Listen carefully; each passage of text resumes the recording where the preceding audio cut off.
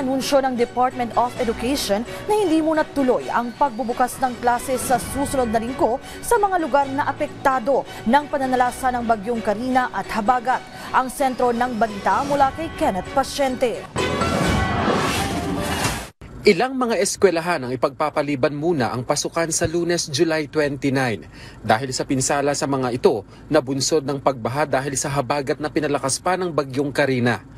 Ayon kay DepEd Secretary Sonny Angara, tinatayang aabot ito sa mahigit 70 mga eskwelahan. Yung iba hindi talaga kaya. So, merong cities like Malabon will start on July 31. Yung Valenzuela, August 5 sila. Kasi ginagamit pang evacuation center yung kanila.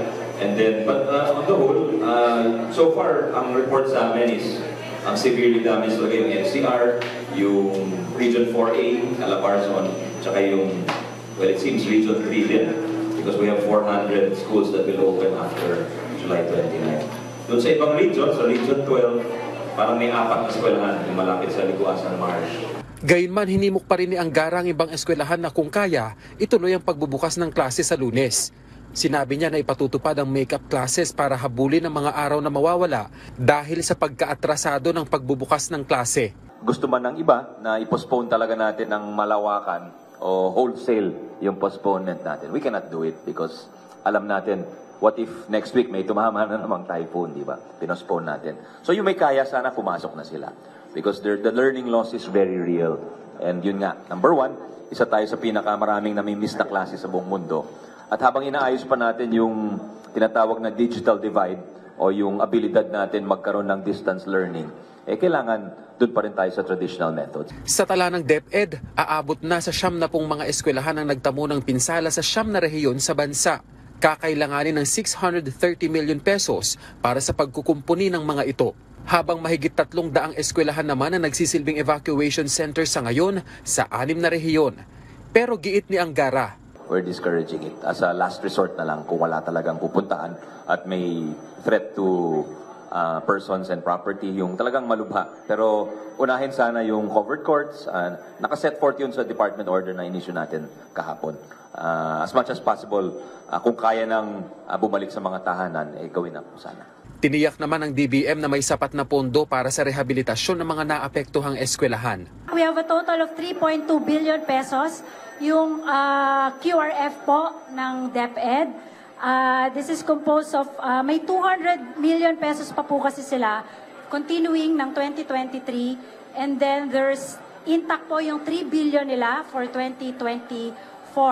And then we have available 11 billion pesos din po under NDRRMF. And then under the budget for this year also, meron po tayong tinatawag na National Insurance Indemnity Fund.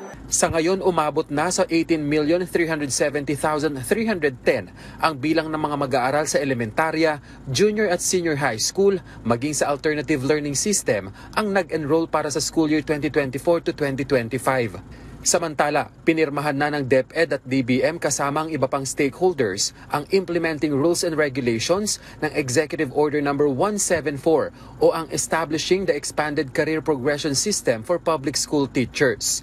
Magsisilbing daan ito para matutukan pa ang mga guro sa bansa, lalo na sa kanilang kakayahan, maging ang kanilang professional development at career advancement. Kalahati ng ating mga teacher tree ay 15 years na po sa serbisyo at teacher tree pa po sila. Kaya yan ang isa sa mga nabibigyang lunas nitong ating career progression system for teachers. Hindi na po siya time-based o antayan. Wala na yung sinasabing nung earlier speakers na natural vacancy, hopefully. By establishing pathways for career advancement of our teachers, we are creating a positive work climate that makes them feel valued and engaged, which ultimately leads to a more stable and experienced workforce in the education sector. Ayon sa DBM, nasa 1.1 billion pesos ang inilaang budget para sa career progression ng mga guro ngayong taon, habang 6.1 billion naman sa susunod na taon para sa full implementation nito. Tinatayang nasa 140,000 na posisyon ang mabubuksan nito sa susunod na taon. Kenneth Pasyente, Para sa Pambansang TV, sa Bagong Pilipinas.